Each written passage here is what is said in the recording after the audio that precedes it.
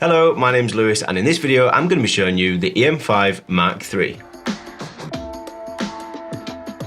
So this camera sits right in the OMD lineup, right in between the EM10 and the EM1 range of cameras. So you get the best features from the EM1 in a nice compact lightweight body similar to that you would find on the EM10 range. It's perfect for travel, vlog, adventures and sharing your experiences with your friends and family. So here I have it paired with the 12-45 Pro lens. But when you look at the camera body itself, you can see just how ergonomically perfect it is. It's been chamfered nicely just to fit in your hand, regardless of whether you are doing a selfie, because you see on the back here, there is another grip for you to hold it facing yourself like that.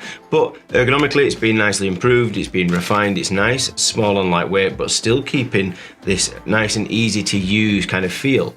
You see the dials on the front and back make it easy to get around, the menus and also the electronic viewfinder on there, which has been improved so that it is nice and easy to use, nice, clear and crisp regardless of whether you're wearing glasses or not as well. So again, looking back at the body, you can see it's got a full vari-angle swivel screen, which means if you're shooting from above you can see what your camera's doing, but likewise you can shoot from below, but you can also switch it around to get that selfie screen.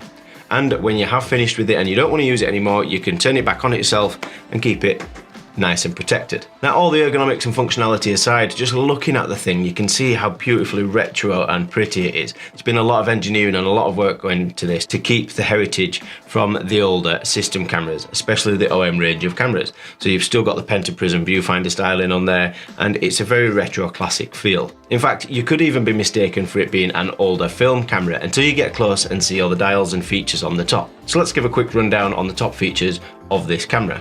With it being a micro four thirds mount, it does mean that you can use other lenses on there as well. Even if you want to use some of the older manual lenses, you can use that with an adapter. But doing that, you will lose some features, such as the high-speed autofocus that they have worked so well and engineered so perfectly to get a really crisp, clean and reliable autofocus system in there. It will utilize all 121 autofocus points, but it also has face and eye detect autofocus. So as you're vlogging, as you're taking selfies, or even taking that family shoot, or if you are going on adventures out there and you're trying to get that photograph of somebody stood on the top of a mountain, providing you're close enough, it will track the face and it'll prioritize their eye, and it is really, really responsive.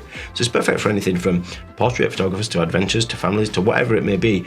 The autofocus system here, you know that you can rely on it every single time. Speaking of being out and about with your adventures and up a mountain or wherever you may be, if you're wanting that super high resolution image, you can use a feature in there called high resolution mode.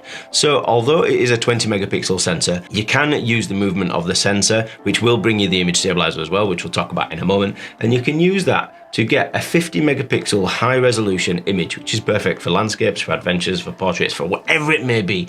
That 50 megapixels means you can blow up an image to the size of a billboard if you really want to do that. Or if you're not wanting to print out, you can crop in and effectively get a bit more zoom on your image that you wouldn't have necessarily been able to get before. And this works by taking 8 photographs, moving the sensor half a pixel in each direction, stacking these images together, and there you go. You get a 50 megapixel and in RAW as well, so it'll do both JPEG and RAW. Now, if you are out and about taking this adventure and you're wanting to capture the moment, there's a feature in here called Pro Capture. Now, what this does is it will take up to 14 images before you press the shutter button, so that if you do miss that crucial point, whether it be somebody jumping in the swimming pool, maybe it's a kingfisher, regardless of whatever it is, if you miss that moment or you're taking a photograph that relies on your reaction times, you can switch it to Pro Capture and let the camera do the rest of the work for you. So what you can do is when you press the shutter button, you can go back in time and have a look at up to 14 photographs before you even press the shutter button. So any high-speed sport or whatever it may be really that requires a fast reaction, you know this camera's got you covered there as well. Now, if you want to slow things down and do a bit of light painting or slow shutter speed, maybe you want the star trails or you want the car lights streaking past you out on your adventure, maybe in a new city or wherever you may be, this does have a feature called Live Composite, which is something that the OMD brand has had for a long time now, but it works perfectly in this camera and will allow you to do light painting without having to worry about your image overexposing.